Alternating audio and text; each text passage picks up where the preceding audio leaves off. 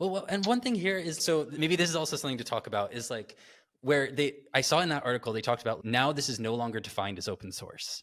And I've started to think about like how open source, there's a definition of open source declared by the Open Source Initiative, or Mhm. is that what it is? Yeah. So now, like, my question is, what's the difference going to be between how they are and how they were before? I think it really boils down to one specific line of the definition, which is non-discriminatory. So from an open source perspective, to meet the open source definition, you have to provide the software and not put restrictions on it. Right. And so that means that there have been other licenses over the years, especially recently with like the advent of morality clauses and things that have been rejected specifically because of that. Because in a lot of cases, what you'll find is, I don't like that this government is using this open source, so I want to restrict government use, or I want to restrict military use, or I want to restrict X, Y, or Z. And part of that kind of freedom that was originally designed as open source was you can't do that.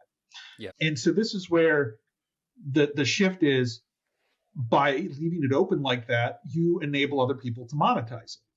And at a certain point, that's okay. But as you grow, I think there is definitely a difference of opinions on what is the ultimate outcome of a company. And I've written about this in LinkedIn on a few different people's threads. I really think that in the case of some of these big companies switching licenses, they're switching not because necessarily that it's going to protect the business they have. They're looking to capture business they don't have.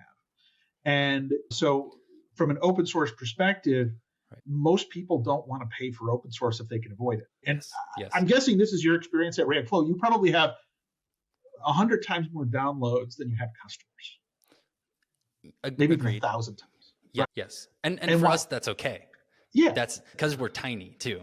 So then like we get to say, if I don't even know what percentage, it's low, whatever it is. Oh yeah.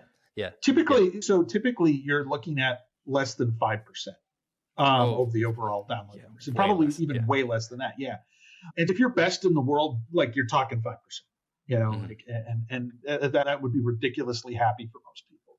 Sure. But I think with the cloud providers coming in, what they've done is been able to sell people something that they do want, which, quite honestly, people don't want to have to run the software or run the infrastructure to support the software. So if you run that as a service, people are like, that's awesome. I don't have to worry about it. It's still open source, so yay.